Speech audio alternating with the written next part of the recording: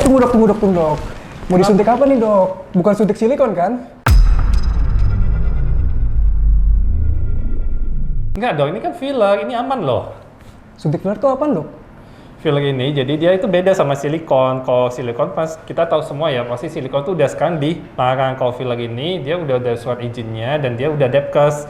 Jadi ini aman gitu. Oh, suntik filler.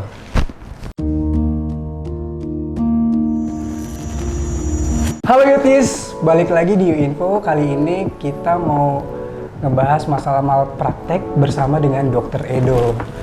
Nah dok, ngomong-ngomong soal malpraktek nih, kok bisa sih dok banyak banget terjadi malpraktek di luar sana? Padahal klinik kecantikan itu kan biasanya punya standar operasinya sendiri dok ya. Nah itu terus gimana tuh dok? Nah jadi kayak kasus kayak kita tadi itu kan, jadi banyak yang orang yang nggak tahu bedanya silikon sama filler. Salah satu contohnya itu juga termasuk malpraktek gitu kan.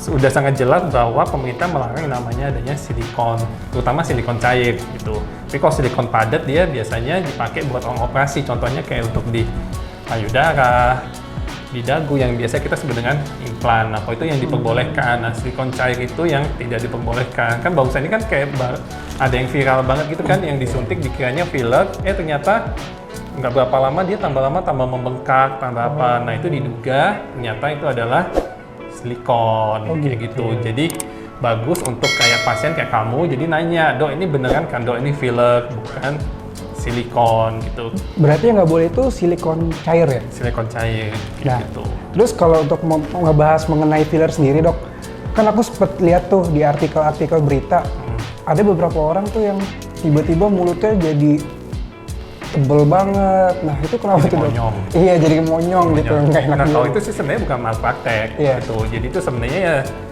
tergantung. Jadi biasanya kan kita perlu konsultasi dulu nih antara dokter sama pasien gitu kan. Jadi antara dokter melihatnya seperti apa, bagusnya seperti apa, dan juga kebutuhan pasien dan keinginan pasien gitu kan. Jadi kadang-kadang ada pasien datang, dia memang mau, memang bibirnya emang kayak sampai monyong banget, emang mau, tapi setidaknya kita sebagai dokter kita nyaraninnya sebaiknya jangan. Tapi kan kembali lagi ke selera dari pasien tersebut ya. Gitu kan. Tapi kalau secara estetik kan setidaknya ada yang bagusnya kan tidak seperti itu gitu kan. Tapi setidaknya kita udah kasih edukasi dulu kayak gitu. Tapi itu bukan malpraktek kayak gitu. Malpraktek itu biasanya adalah sesuatu yang dikerjakan oleh dokter yang tidak sesuai dengan prosedur yang sebenarnya kayak gitu. Dan juga mungkin memakai bahan-bahan yang tidak ada badan POM-nya, mungkin bahan-bahan yang berbahaya. Nah itu bisa disebut dengan malpraktek gitu. Nah selain itu juga banyak ternyata di luar sana, jadi bukan tenaga medis, bukan dokter yang menyuntikkan kayak tadi filler, melakukan tindak-tindak yang lain. Kadang-kadang orang biasa pun kadang-kadang juga bisa nyuntikin. Nah itu juga disebut dengan malpraktek gitu kan. Jadi ada pernah dengar nih kadang-kadang beberapa orang yang belajar sulam alis tiba-tiba nyuntikin juga, potong, nyuntikin filler. Nah itu sebenarnya itu juga termasuk malpraktek gitu. Nah biasanya kalau misalnya orang-orang yang apa namanya kompeten untuk melakukan suntikan itu biasanya apa tuh persyaratannya dok? Yang pasti sih dia dokter, dokter apa aja, mau dokter umum, mau dokter spesialis, dia kompeten di bidangnya. Suster pun juga sebenarnya dia tidak kompeten di sana karena tidak termasuk. Jadi kita itu sebagai dokter itu ada kompetensinya. Nah kalau suster itu bukan kompetensinya bukan di sana. Oh berarti bahkan suster pun yang bekerja di klinik tuh nggak boleh sembarangan juga ya? Atau tidak boleh ya? Berarti ada bagian yang boleh suster, ada bagian bukan. Kayak termasuk botox filler pun juga aja sebenarnya suster bukan kompetensinya bukan di sana kayak gitu. Nah kan kalau tadi dari tenaga medisnya dok, nah kalau dari unsur lainnya apa? Jadi kita ada unsur lainnya, jadi tempatnya pun juga dan juga dengan produknya. Kalau ngomong soal tempat ya pasti kita harus di klinik yang proper. Klinik yang berizin terutama gitu kan, dan dia juga tempatnya juga sebenarnya harus bersih, yang steril gitu kan. Jangan sampai kita datang ke klinik meskipun ada izinnya tapi tempatnya kotor, tempatnya nggak steril, ya kita juga pasti nggak mau lah kayak gitu kan. Terus dari produknya, produk yang dipakai juga pasti semua harus berizin Badan POM dan alat-alatnya pasti harus Depkes kayak gitu sih. Jadi semua terjamin aman, jadi pasien pun juga nyaman.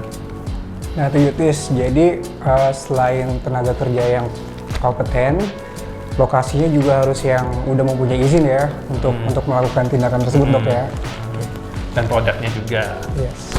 Nah tadi kan udah ciri-ciri apa? Tiga tadi. Iya tadi dokter udah sebutin ya tiga unsur tadi. Nah kira-kira bagaimana nih dok supaya kita terhindar dari malpraktek? Gitu kan. Nah, kan tadi udah 3 unsur tadi. Kalau semuanya sudah terlewati, jangan lupa juga biasanya kadang-kadang pilih dokter yang kompeten bener-bener gitu kan. Kalau misalnya kita pergi ke dokter yang biasanya klinik itu untuk khusus facial nih, tiba-tiba kita datang untuk, dok aku mau tarik benang, padahal dokternya sendiri nggak pernah ngejain tarik benang gitu kan. Jangan dokternya nggak tahu cara pasangnya, dan kita tiba-tiba maksa dokter untuk tarik benang, kan pasti bakal terjadi malpraktek gitu kan. Salah satunya mungkin bisa terjadi infeksi, atau enggak nanti mukanya miring lah gitu kan, atau enggak karena mungkin salah pemilihan, contohnya cara pemilihan fillernya, oh harusnya fillernya itu yang buat bawah mata diisinya di dagu, atau enggak filler yang buat dagu diisinya di bawah mata, ya itu juga termasuk salah pemilihan produk jadinya kayak gitu. Jadi harus benar-benar cari klinik yang benar-benar spesialisasinya di sana gitu kan, jangan sampai pilih salah sembarang klinik. Berarti untuk produk tersebut juga harus ini ya, berdasarkan konsultasi dari dokter ya? Iya, dan bukan konsultasi sama dokter juga, tapi pilih dokter yang benar-benar emang udah sering ngerjain gitu kan, jangan sampai kita kerjain ke tempat sembarangan gitu kan. Nah Yutis, kan udah dengar penjelasan dari Dr. Edo supaya kita terhindar dari malpraktek. Nah berarti di Utologi sendiri kita nggak ada pemakaian silikon ya dok? Nggak ada, silikon cair kita nggak ada. Kita semua produk-produk kita termasuk filler kita itu semua aman. Jadi udah teruji klinis, udah berizin, jadi pasien pun jadi nyaman, aman. Itu dia Yutis penjelasan dari Dr. Edo mengenai malpraktek yang terjadi di klinik kecantikan. Nah dok, aku ada pertanyaan nih dok. Jadi temen aku kan bilang katanya botox itu bisa bertahan sampai 1 tahun. Itu benar nggak tuh? Ya.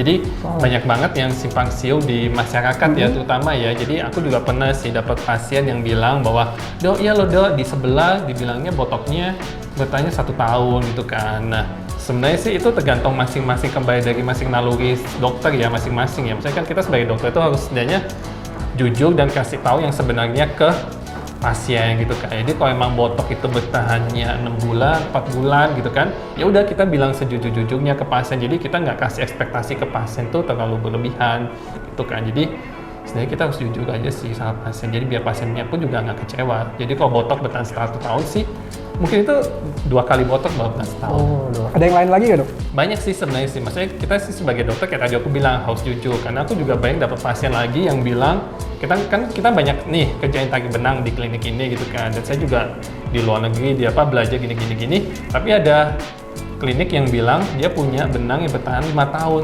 Dahsyat banget kan.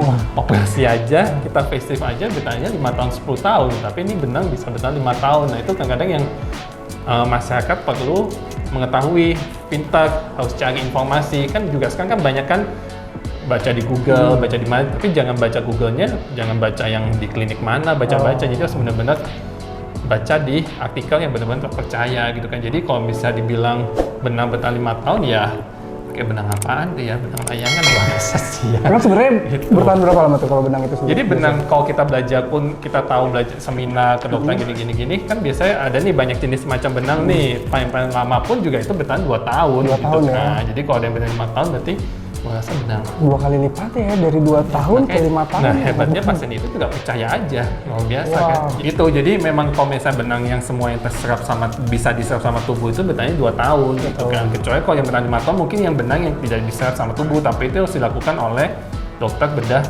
plastik. Oh gitu. Berarti kita pun sebagai pasien harus pintar-pintar untuk mencari tahu dulu informasi, ya. Jangan percaya dengan kata orang gini-gini. Jadi kita harus cari sendiri nih kebenarannya. Gitu. Nah itu dia Yutis ya, penjelasan dari Dr. Edo. Tadi udah banyak banget informasi yang dikasih dari Dr. Edo. Nah buat kalian juga yang mau melakukan filler, itu jangan ragu untuk datang ke Utologi Clinic. Karena apa? Kita mempunyai dokter yang sangat kompeten dalam bidangnya. Terus juga untuk lokasinya dok ya. Lokasinya kita udah ada surat izinnya yang jelas. Dan bahan-bahan produk-produknya kita pakai yang semua berizin semua. Nah, itu dia Yutis. Oke, sekian U-Info kali ini. Jangan lewatkan U-Info selanjutnya bersama dokter-dokter yang berada di Utologi Clinic. Oke, kita lanjut fillernya. Oke dok. Lanjut.